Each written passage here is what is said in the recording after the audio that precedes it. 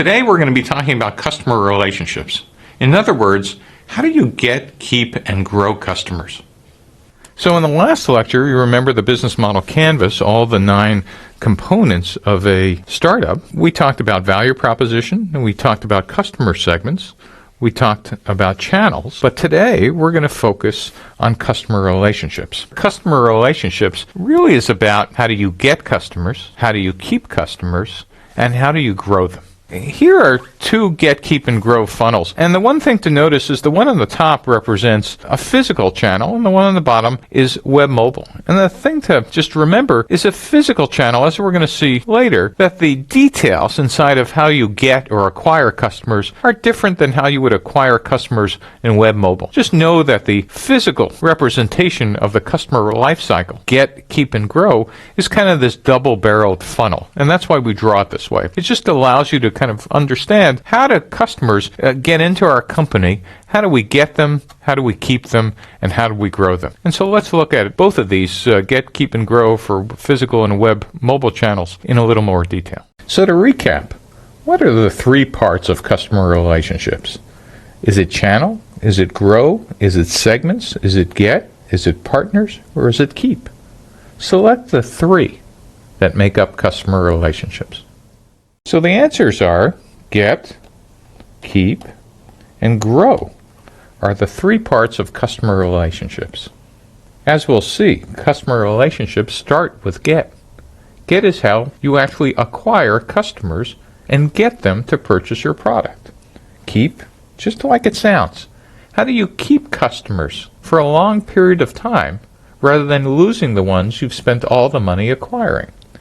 And then grow is a neat trick that smart companies do, is that they understand that it's a lot more expensive to get customers than to keep them and grow them.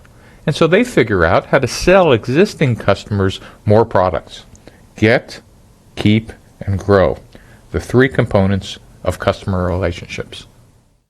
Now, we keep using the words get, keep, and grow, but this get, keep, and grow actually refers to human beings, not just random ideas. And one of the things we need to understand is what's the archetype or the persona of our customers that we're actually wanting to get. And so one of the things that's kind of hard for startups is to realize that getting customers isn't some abstract idea. You really need to understand who your customers are. And this is not just thinking about selling to consumers. Even in corporations, there are human beings with titles that you need to figure out almost the same things as you would in a consumer company. And so what you need to understand, what are the roles of these individuals you're trying to sell to?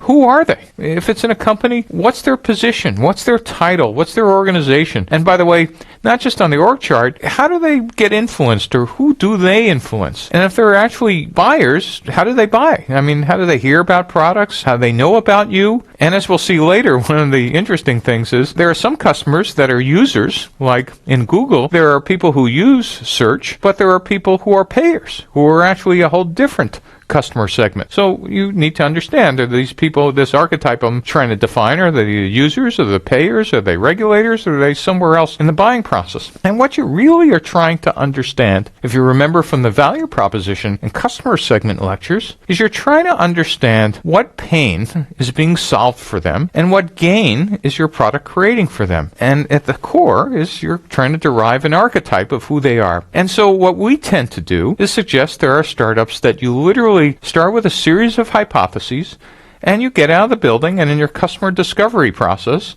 you're going to start refining archetypes. Turns out that most companies are selling to multiple archetypes. If you have 2 or 3, don't worry, that's probably fine. If you have 20, it means you voted none of the above, and you really need to refine it more. But then we suggest that companies actually pick a representative picture of who that persona is, who the person would most represent that archetype, put together a poster, post it on the wall of your engineering department, and say, here's who you're building the product for. It's Dave. He might be young urban professional, 21 to 30, lives in large cities, buys X or Y. Or it could be Sally, Midwest mother, 45 to 55 in the Midwest of the United States. Or someone in India or China. It doesn't matter.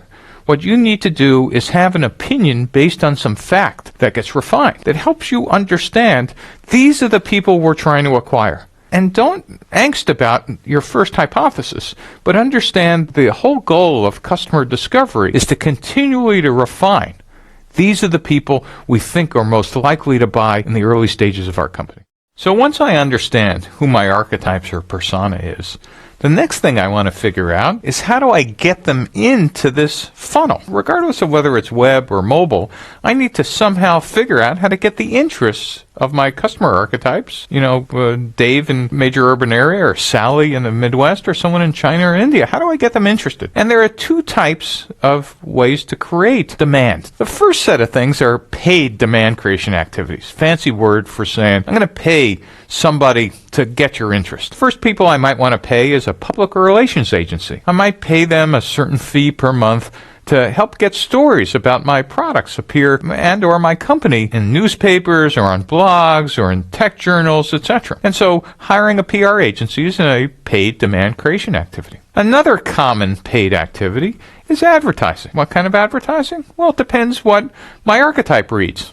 If they read a blog, I want to somehow get either keywords or banner ads or something on the blog. If they read newspapers or tech journals or listen to radio or television, that is, I want to match my demand creation activities to what I know about my archetype. I'm not just going to randomly do this. I'm actually going to try to match what I know to what I'm going to pay for. Next thing could be trade shows. In some industries, people still physically go to trade shows, have booths, walk the aisles, meet people. Maybe I should be at one and have a booth. And maybe I'll find out my archetypes don't even care. And by the way, just as an aside, you might also want to be worried about where do your partners show up. Maybe they show up at trade shows. The other thing is I might find out instead of trade shows and or webinars might be interesting. Or I just might want to be sending them email or direct mail. The U.S. Post Office or post offices in other countries are still happy to carry your advertising, though these become less and less effective the more and more people are on the web. And then finally, search engine marketing, Google AdWords, Facebook ads, etc., are now just a standard way to pay for demand creation activities regardless of whether it's a physical channel or a mobile channel. All of these activities are designed to feed the sales funnel. That demand creation funnel is going to be fed by these things you do. So unlike paid demand creation activities, earned demand creation activities is just another word for the types of demand creation activities we get for free. These might be publications in journals. They might be conferences you get to speak at, speeches you give elsewhere, maybe blogs you put on your blog, or you might be invited to do guest blogs elsewhere, or guest articles. Or, most importantly, it might be social media. You might have a company Facebook page, you might tweet, people in your company might tweet, anything you could do for free that gets you attention of the key customer archetypes and helps drive them into your acquisition activities. And let's just take a look again at those activities. If you remember, what we're trying to do is get, keep, and grow customers. And so these things on the left, with all these arrows going into the funnel, those represent all the demand creation activities you were doing, either paid or free. And in a physical channel, they were getting you into the funnel on the top. And for web, mobile, or cloud, they were getting you into the funnel on the bottom. And remember, these are just visual representations of a process. The world doesn't actually look like this, but when you get good enough at this, you tend to actually look at your process literally looking as a funnel laying on its side. And you tend to think about how do we efficiently get payers or users into the funnel and all the way through. Let's take a look at a customer acquisition process that reaches 100 people a day and activates 10%. How many customers will you have after 2 days, and how many will you have after a week? The answer is simple math. After 2 days, you'll have activated 20 customers. After 7 days, you'll activate 70. So let's take a look at getting customers for a physical channel. So what does that mean? So imagine you're JetBlue, and you now have a new airline route going from LaGuardia in the United States in New York City down to Florida, Orlando. And you really want to get people to know about this new airline route. Well, the first thing you're going to use is earned and paid media. You might run TV ads, you might run radio spots, newspapers, your website, you might send out email. And the first thing you're doing with this paid media is you're trying to get people aware that you even have a flight from New York to Orlando. And so this first step in a physical channel is generating awareness. People just need to know that this thing exists.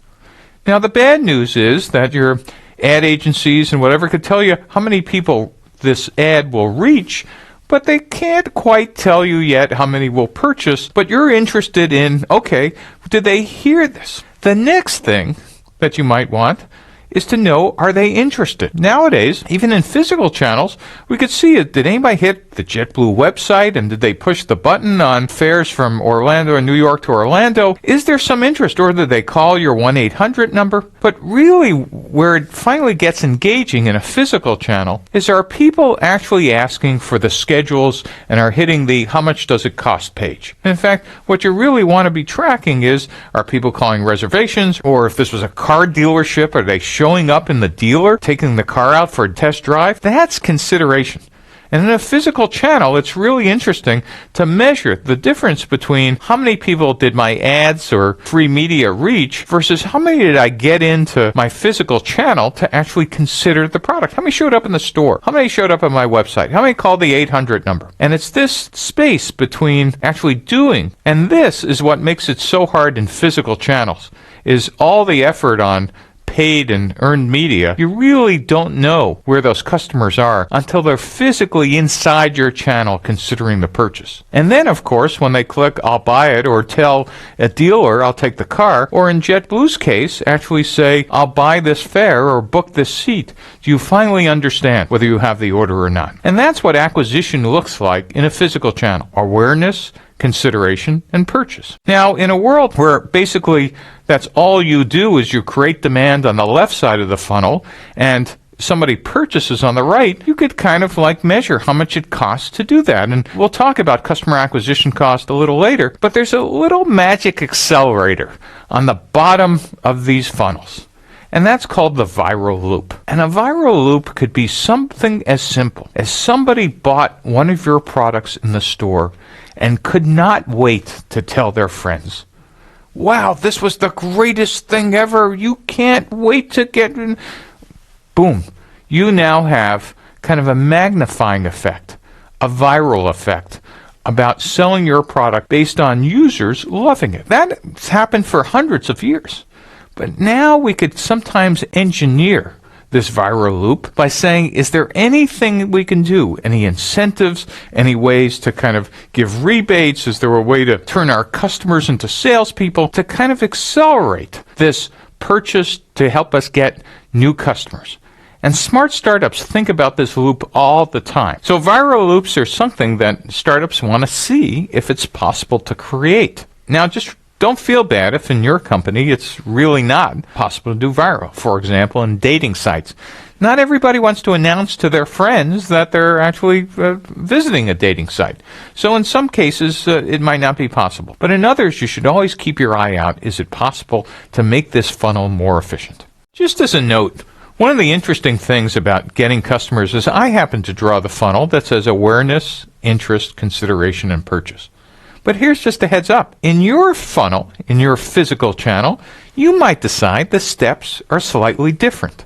So don't feel locked in to calling them awareness, interest, consideration, and purchase. Just realize that you need to modify this to what your real cycle is. And you will only kind of learn that as you watch customers get from being aware of your product to purchase. So use this as a template, but don't think that there's anything magic about this. It's just a proxy.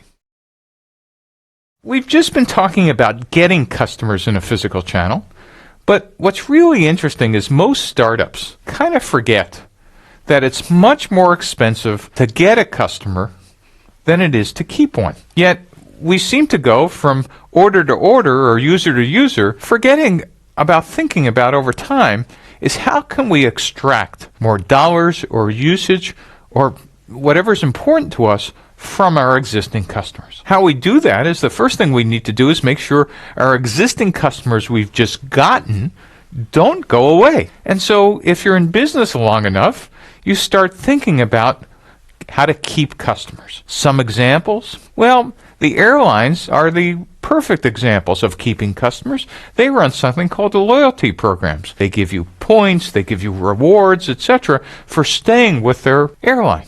Credit card companies. Boy, they love to keep you using their credit card because, you know what, it's just a piece of plastic and they're loaning you money. Anybody could do that, but they want your business full time. So they'll make up programs and, things that make you think about, it would be terrible to leave this credit card to this airline because I lose all the points. That's a great example of a loyalty program. Or product updates. Here's a way to keep me loyal is instead of just this one-time purchase, I'm getting these updates or newsletters or something useful through the lifetime of the product. And smart companies who not only do loyalty and product updates, sometimes just send me newsletters and here's what's going on and here's whatever and how can we help you, etc. Even though on day one you're not thinking about keeping customers because you're desperately worried about getting them, just understand the next thing you're going to be doing is worrying about how to keep your most valuable customers. So the next step in this funnel is, remember, we just talked about getting customers, and let's talk about keeping customers. This is what I call the you should be so lucky to have this problem part of the funnel. And that's how you grow the customers you have. If you're thinking about growing customers, and nothing magic, you've now sold these customers way back here under purchase. And you've kept them around with loyalty programs and product updates.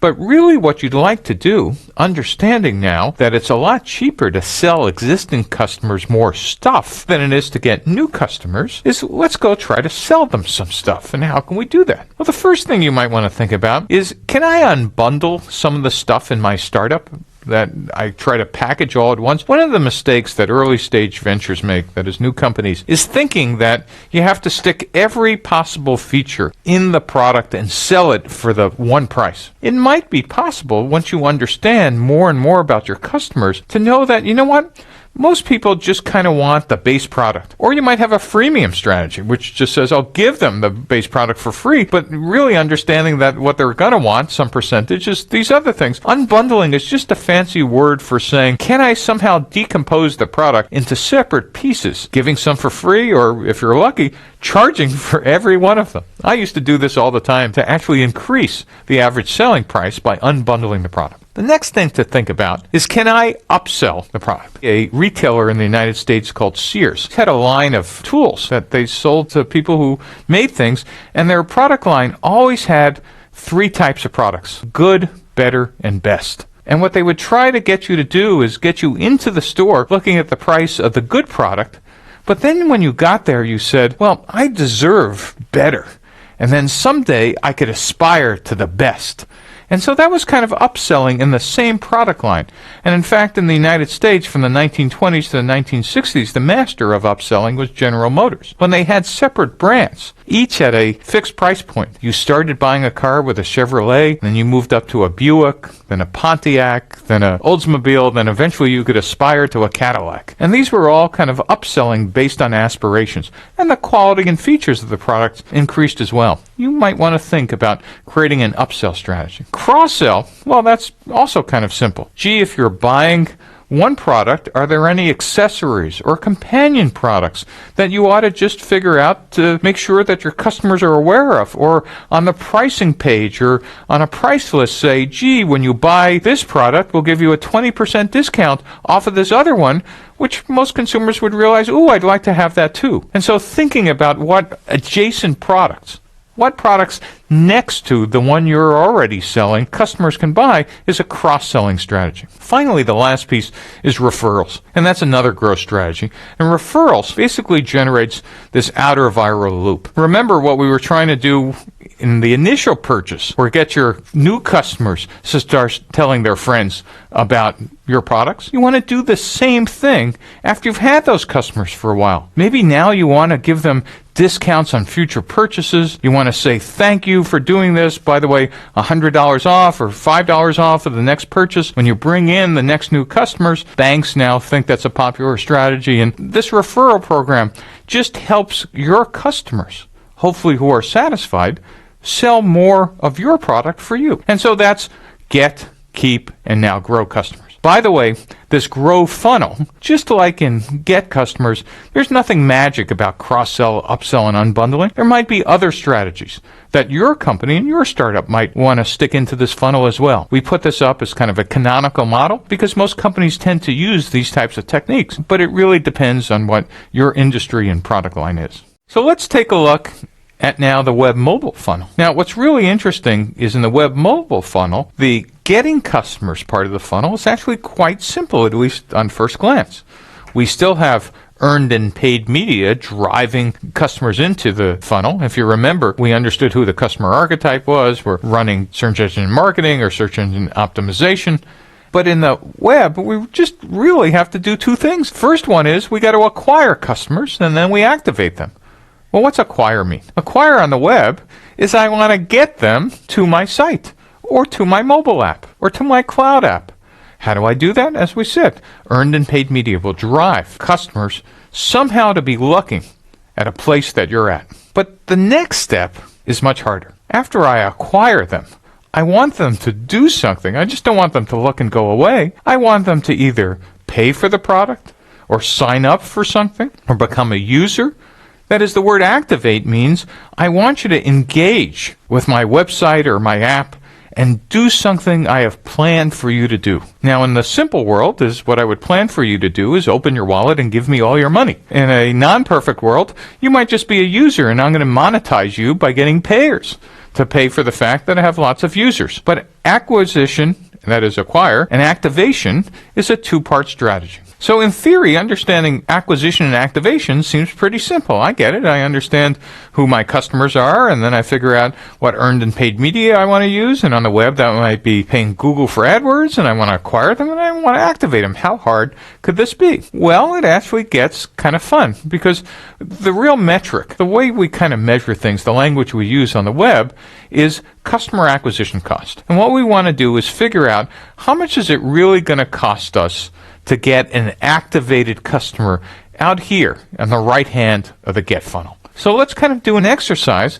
and see what it feels like and how does it work to get an activated customer and how much it costs. So let's assume I'm using Google AdWords and I'm paying 50 cents for pay per click. And let's assume my campaign at 50 cents each gets me 10,000 people to come look at my website. Well, 50 cents times 10,000, that cost me $5,000. But the goal isn't to just have people visit. The goal is to get them to the end of the funnel. And at the end of the funnel, I want them to actually have paid for and or used the product. So the goal is to activate them. Now, what's interesting is assume I'm offering a trial, and assume that maybe just 5% of the people who I've acquired actually now take the trial. And so I now have 500 people using my freemium product. But the goal is not to just have them use a freemium product. The goal is to actually have them pay for it. And what's interesting is assume 10% of those now actually pay. So I'd start with 10,000 people who came to my site. I spent $5,000 for them. 500 people took a trial of the product, and only 50, actually paid for the full version of the product. So while 10,000 people looked great for $5,000 because it only cost me 50 cents per person, if we now do the math, we can now see it cost me $100 to acquire one paying customer. That $100 equals my customer acquisition cost. I use this example for a web mobile channel, but it's similar for a physical channel. You might not be doing pay-per-click, you might be doing direct mail math, or you might be doing television or radio math, but the math works the same. How much did it cost to acquire a customer? How much did the campaign cost? How much did it cost to get them to consider your product? How much did it cost them to take a test drive of your car or fly your airline? And what, in the end, was your customer acquisition cost? That's a key number for any founder thinking about a startup. So now we're going to do a quiz. And what we're going to do is try to calculate how much it costs to actually get an active customer. And let's start with the pay-per-click. Let's assume we're doing a web company, and we spend 75 cents on Google AdWords for every click that comes to our website here. Now assume we actually have figured out how to acquire 4,025 customers at 75 cents in this campaign. Next, we just don't want to get them to our website. We actually wanted them to sign up for our product. Assume 3.7% of these 4,025 customers actually converted from acquired customers to activated customers. So the question for this quiz is calculate what was the customer acquisition cost per customer. So let's see how we came up with our answer. So number one, our pay-per-click number was 75 cents for each customer that we got to our site. And we know we got 4,025 customers. And so if we multiply that out, we know we've spent $3,018. And our next number that's important is that not all 4,025 actually activated. And in fact, if we look at this number, our conversion number, only 3.7% converted. And so if we multiply that out, we'll discover that equals about 149 activated customers. And now, if we divide the $3,018 by these 149 activated customers, we find out that the customer acquisition cost, the CAC, equals about $20. More precisely, about $20.27. So let's take a look at keeping customers for the web mobile channel. So web mobile works almost exactly like physical channels. Keeping customers, it's exactly the same idea. You might want to offer loyalty programs, contests and events, blogs, RSS, and email, or social media, all designed to engage customers. What you want to think about keeping customers is that customers are a lot more expensive to acquire over here than they are to keep. And the key thing that you want to worry about is churn, or sometimes called customer attrition. And here's why.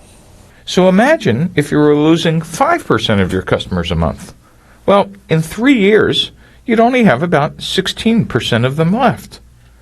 But imagine if you could reduce churn to 1%, so that every month only 1% of these customers left. So after 36 months, with 1% attrition, you'd have 70% of your customers left. Just think about it. With 5% attrition, your average customer sticks around for about 20 months, but with 1% attrition, they stick around for 100 months. You get 5 times more revenue from the same customers by just working on keeping these customers around. Now, by the way, in reality, financial people discount the cash flows from customers later in this life cycle, so the actual value you get is somewhat less. How much less depends on your industry and cost of capital, but we'll leave that for the accountants in a more detailed class. So this last step is growing customers for the web mobile channels. Now, if you remember, we started here on the left. We did earned and paid media. We got customers, acquired them, and activated them. We've kept them, trying to keep churn to a minimum. And now we're going to grow customers with a series of activities, just like in the physical channel. Can we upsell? Can we next sell? Can we cross-sell? And we can get referrals that will get us a viral group. One of the most important metrics to think about now that we have an end-to-end funnel is something called lifetime value. And lifetime value, LTV, is not your lifetime, but your customer's lifetime. How much will they spend with you and your company from the beginning to the very end?